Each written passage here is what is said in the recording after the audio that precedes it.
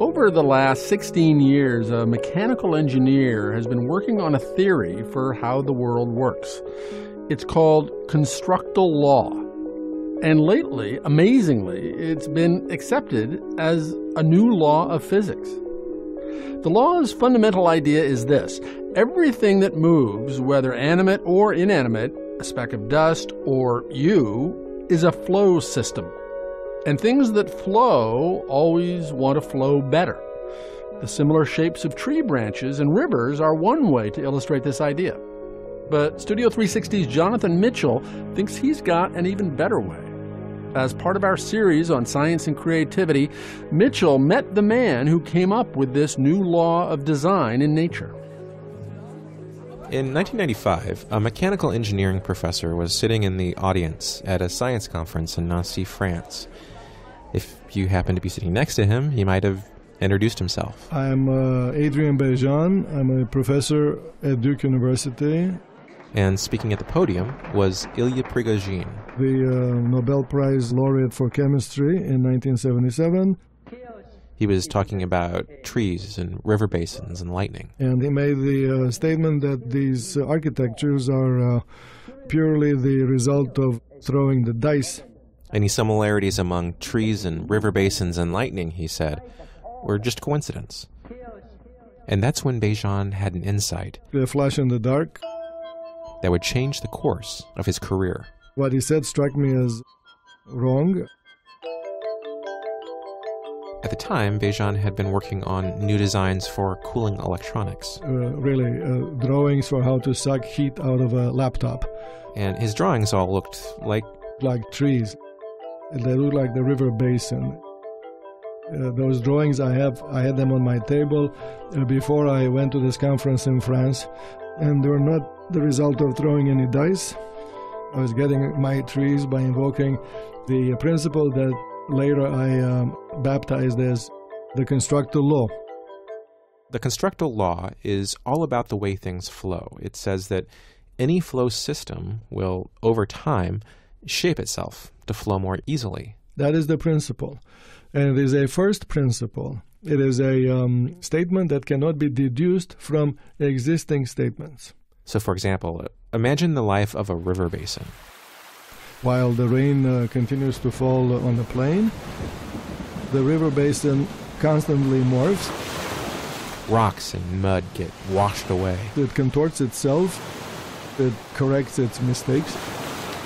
The flowing design flows better, more easily. And eventually, it forms a pattern that's shaped sort of like a tree. That's why on the map of the United States, we're accustomed to seeing the drawing of the Mississippi River Basin.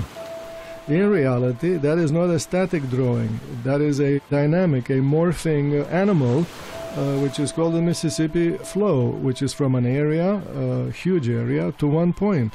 And the Constructal law says that tree design emerges naturally. When the flow connects one point with an infinity of points. And we see this tree-like design all over the place. Think of the air passages in the human lung. Tree-shaped. Electrical power grids. Tree-shaped. Roads and highways. The vascularization of the retina. The snowflakes? Yes, it is the same with the growth of any snowflake. Anything that facilitates flowing follows the Constructal law. The snowflake is tree-shaped because it is a flow system for the flow of heat. It doesn't have to be physical world things like fluid or cars or heat. It can be like information is flowing, yes, or power is flowing. Correct. Anything that flows, the animate, the inanimate, in our social dynamics is subject to this law, and for that matter, to any other law of physics. And this gives us something that Ilya Prigogine's chaos theory couldn't. Chaos, complexity, fractal geometry, all of these things are descriptive. But the Constructal law gives us the answer to why things are the way they are and how they got to be this way. The Constructal law, among other attributes, defines what life means. Life is not a phenomenon in a narrow field such as biology. Life is a phenomenon for all physics, meaning for everything and everywhere. And to be alive means to be a flow system that is free to change its configuration over time. So what kinds of things in our world would be dead? Oh, dead are samples of, say, crystals or solid. Dead is anything that shows absolutely no movement. For example, a sample of water in a glass tube. That is a system that is not alive. However, if the water were exposed to air and able to evaporate, well, then it's flowing again. That flow system is a live flow system. Well, okay, well, let's try applying it to something else. Let's say a radio piece, because in radio, information is flowing. And so how could you use the constructal law to explain that process? Excellent.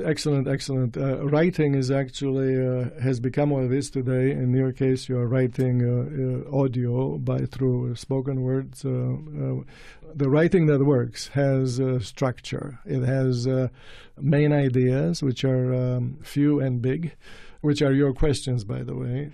And on those branches, meaning on that skeleton, you hear two things. You hear my reinforcement of your own skeleton. Those are my answers to your questions.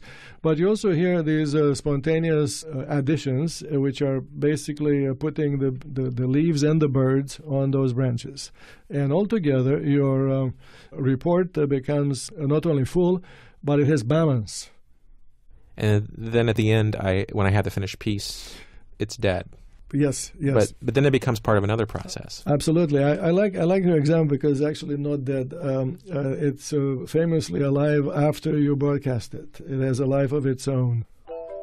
Your story is covering the globe because of a hierarchical flow system. You have special channels that first connect to you, all the way to a canopy filled by people who transmit by word of mouth. When your story is old enough, your live flow system has finally come to an end. But even then, it's alive in the earphones of some historians who would be interested to know what you discussed today. So to all the historians out there listening in the future, don't thank me.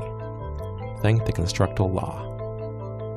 For Studio 360, I'm Jonathan Mitchell.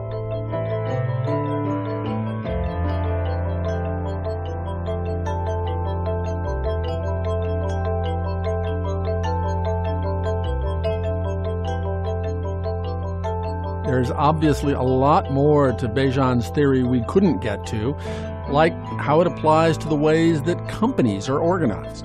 You can read more about it in his new book, Design in Nature: How the Constructal Law Governs Evolution in Biology, Physics, Technology, and Social Organization. Are there places in the world or in your life where you see the Constructal Law at work? If so, tell us about those at studio360.org.